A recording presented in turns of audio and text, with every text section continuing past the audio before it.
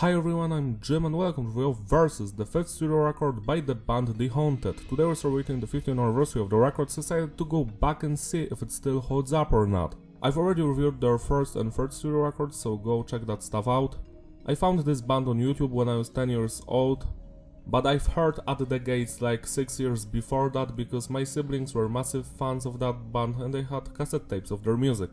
Versus is an interesting record for many reasons, like the fact that it was recorded live, same as their debut album. Also, the album artwork is very minimalistic, it reminds you of their first records. We have the classic lineup here, at least that's how I call it, because this lineup played on 4 albums. Like for example, the current lineup only played on 2 records together. Going back to this lineup, we've got Peter on the vocals, Patrick Jensen on rhythm guitar, Anders on lead guitar, his brother Jonas on the bass, and Per Jensen on the drums. He's not related to Patrick. To avoid confusion, I will call the guitarist Patrick and the drummer Jensen. The production here is tight, it's way better than on the previous album, The Deadeye.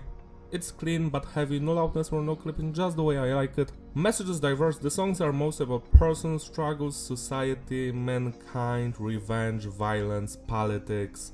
I urge you to read the lyrics by yourself. The structure of the tracks is between basic and advanced. It's usually intro, verse, pre-chorus, chorus, verse, pre-chorus, chorus, bridge, guitar solo, verse, chorus, outro. Sometimes there are more segments thrown in between, but usually it's just like I said. As you can see, I wrote down below who wrote which song because that stuff is interesting to me. The record starts with Moronic Colossus and the first thing you're going to notice about it is the drumming by Per.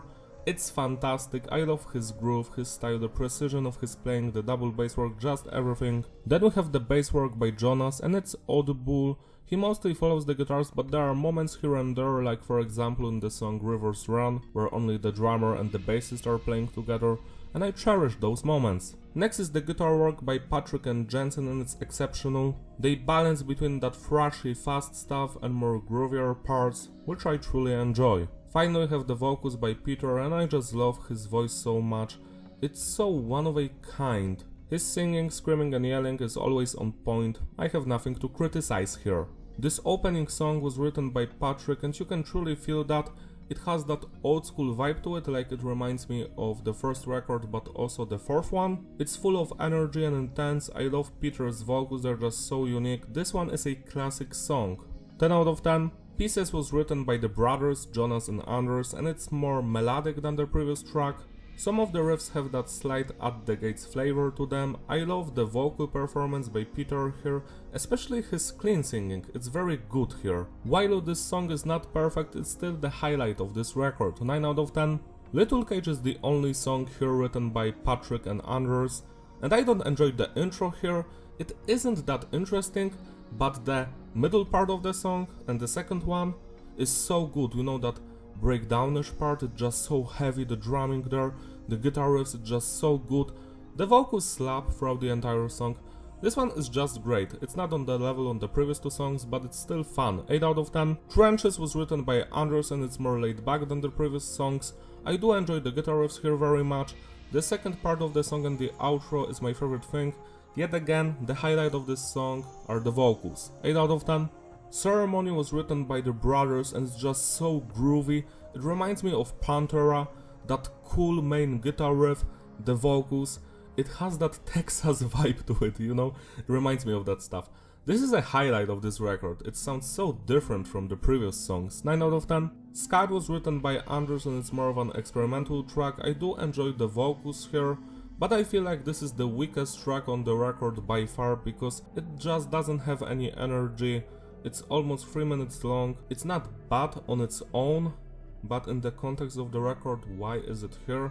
Like, to prepare you for the heaviest track on the record? Maybe that's the point, but to me it's just decent. Nothing more, nothing less. 6 out of 10. Crusher, now this one's written by Patrick and this is the heaviest song on the record by far. But just because it's heavy it doesn't mean it's the best song. I do enjoy it, I think it's great, but it doesn't stand out from the rest that much. I do enjoy the second part of the song the most and the vocals are just unhinged. 8 out of 10. Rivers Run is the only song written by the bassist Jonas and I must say that I dig it a lot. It sounds very special to me because this is the song that has that part with just the bass and the drums and the structure here is much more advanced than anything heard previously here. I just love the guitar solos here, the atmosphere of this song, the vocals slap. This is just so much fun. I urge you to listen to this one. 9 out of 10. Iron Mask was written by Anders, and this is one of my all-time favorite The Haunted songs, period. I love the atmosphere of this one. The vocal performance by Peter is straight out of this world. He's so angry and pissed off. You can feel the hatred and sadness in his voice. I just love this song so much. It's like a mix of groove metal and slight nu metal atmosphere here and there. I love the middle part of the song where it's more laid back and there's that eerie guitar melody playing. But my favorite moment is certainly the chorus. 11 out of 10. Fault Line is another piece by Patrick. It brings the intensity and energy back. I love the guitar riffs here so much, the solo, the chorus, it just slaps. The vocals, yet again my favorite part. This song is also fantastic, 9 out of 10. And the final track, Imperial Death March, was written by the vocalist. And while the vocals are on point, especially when he's screaming Caesar, Caligula, that stuff is just wow. But the music isn't that interesting like all of the previous songs. Still, I dig this one a lot.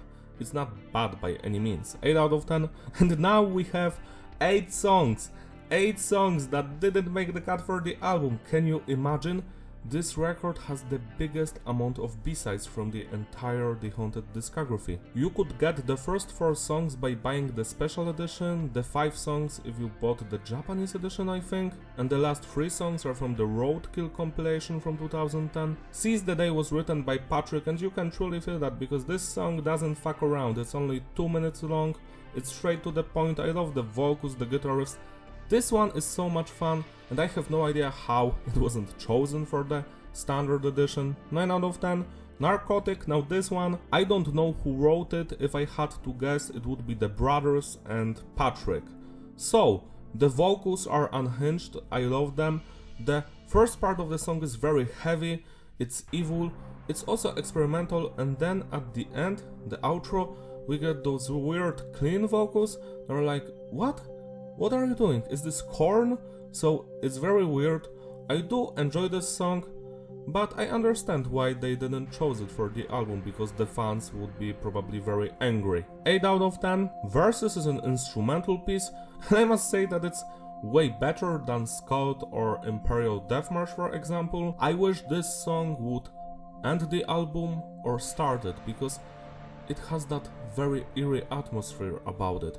It makes you think about life. 8 out of 10. Devolve, now this track, same as with Narcotic and Versus, we don't know who wrote this one. I think it might have been Anders, because the instrumental work here is flawless. I love the drumming, the guitars, the bass, the vocals so good.